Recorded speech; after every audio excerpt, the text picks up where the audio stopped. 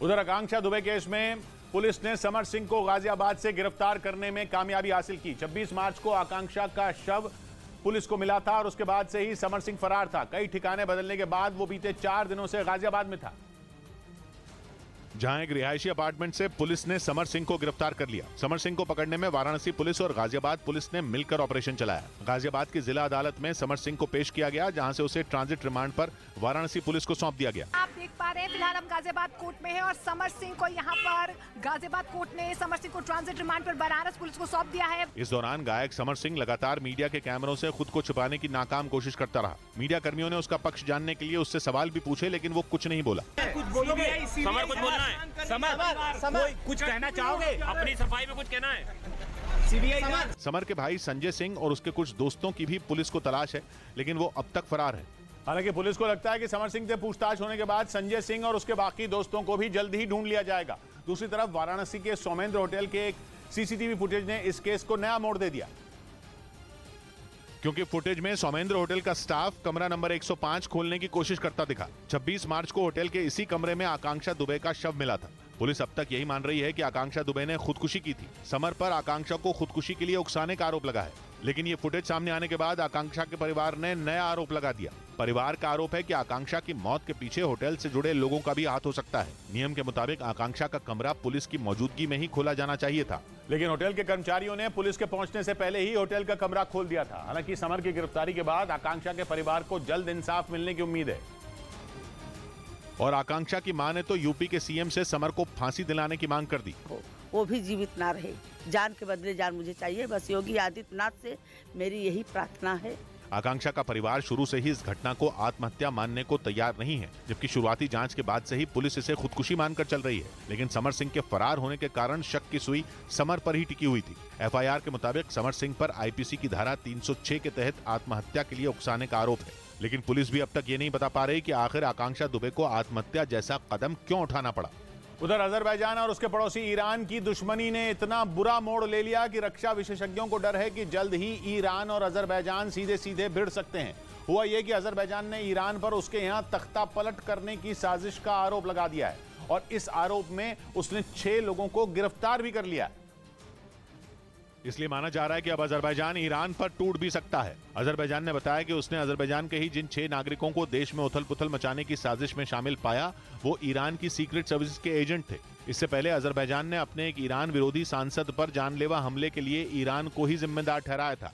Azerbaijan और Iran एक दूसरे के पड़ोसी हैं, लेकिन दोनों के रिश्तों में बुरी तरह कड़वाहट घुली हुई है, क्योंकि अजरबैजान का दोस्त तुर्की है जिससे ईरान की नहीं बनती, और अजरबैजान का दूसरा साथी इजराइल तो ईरान का दुश्मन नंबर 1 है। और जब ईरान का पड़ोसी उसके दुश्मन से दोस्ती बढ़ाएगा तो उसे दिक्कत होगी ही। इसी वजह से ईरान और अजरबैजान के रिश्तों की खटास दुश्मनी से अब एक भयानक युद्ध की तरफ बढ़ती दिख रही है, क्योंकि अजरबैजान ने ईरान पर उसकी सरकार को गिराने का आरोप तो लगाया ही, उसने अपने यहां मौजूद ईरान के 4 राजनयिकों को भी अजरबैजान छोड़ने को कह दिया।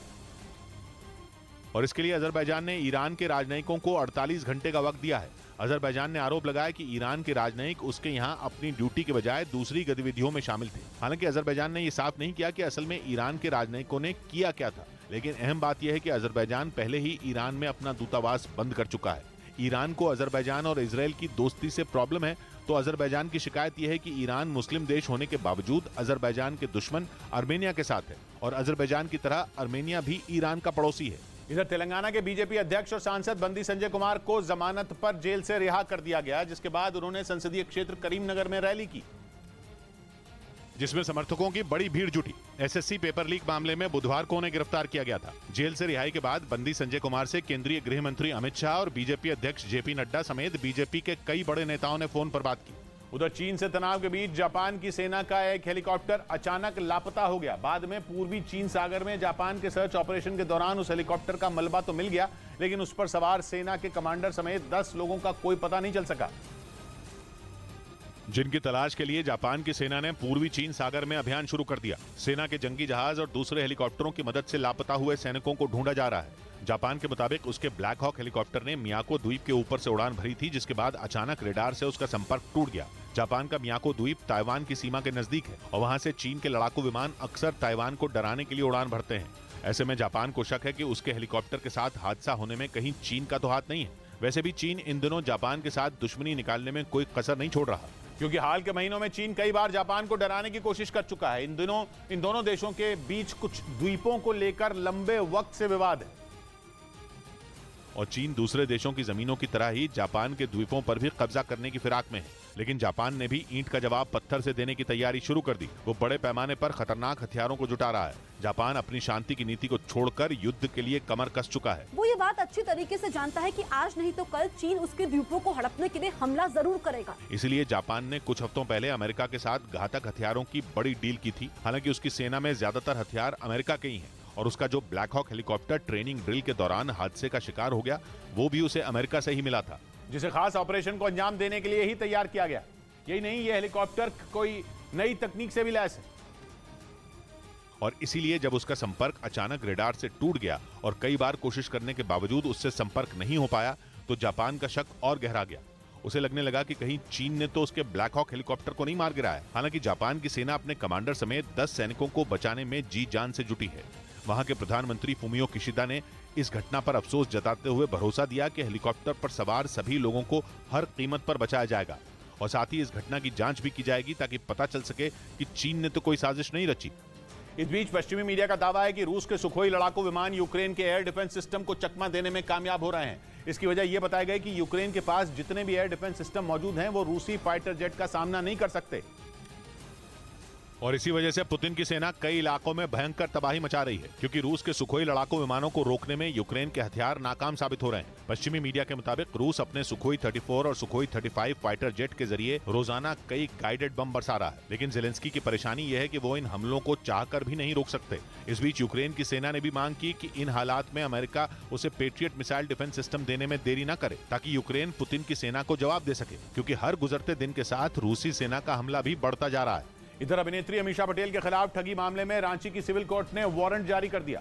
उन पर अजय सिंह नाम के एक फिल्म निर्माता ने 2018 में 2.5 करोड़ की ठगी का केस दर्ज कराया था और आरोप लगाया था कि एक म्यूजिक वीडियो बनाने के लिए अमीषा पटेल ने उनसे 2.5 करोड़ रुपए लिए, लेकिन न तो म्यूजिक वीडियो बना और न ही उनके पैसे वापस मिले। बाद में अमीषा पटेल की ओर से 2.5 करोड़ का जो चेक दिया गया वो भी बाउंस हो गया, जिसके बाद कोर्ट ने उनके खिलाफ वारंट जारी कर दिया। इस मामले की अगली सुनवाई 15 अप्रैल को होगी। उधर अतीक अहमद और उसके बेटे पर जेल में एक कारोबारी से मारपीट के मामले में आरोप तय हो गए। अतीक अहमद पर देवरिया जेल में लखनऊ के एक बिजनेसमैन को धमकाने और पीटने का आरोप था, जिस पर सीबीआई की स्पेशल कोर्ट में सुनवाई होनी थी।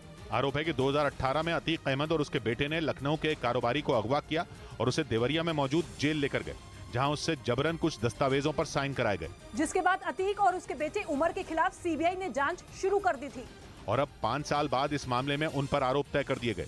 जानकारी के मुताबिक अतीक और उसके बेटे उमर पर जालसाजी, अपहरण और मारपीट के आरोप लगे, जिसमें अतीक अहमद और उसके बेटे को मौत की सजा तक सुनाई जा सकती है।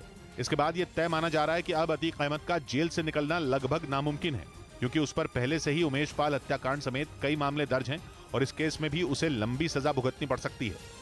इस बीच विधायक राजू पाल हत्याकांड के आरोपी अतीक अहमद का पाकिस्तान कनेक्शन सामने आया। 25 जनवरी 2005 को राजू पाल की हत्या हुई थी। उस वक्त इस केस की जांच कर रहे अधिकारी नारायण सिंह परिहार का दावा है कि उन्हें केस से हटने के लिए धमकियां मिलती थीं और उनके पास पाकिस्तान के नंबरों से फोन आते थे। 2008 में नारायण सिंह परिहार को राजू पाल की हत्या का केस मिला था, जो केस के चौथे जांच अधिकारी थे। उनका दावा है कि अतीक को छोड़ने के लिए उन्हें लाखों रुपए का लालच दिया गया और नहीं मानने पर रेप केस में फंसाने और जान से मारने की धमकी तक दी गई थी। कभी इनके गुमनाम फोन पाकिस्तान से आते थे कि तुम जिंदा रहना चाहते हो कि नहीं रहना चाहते हो।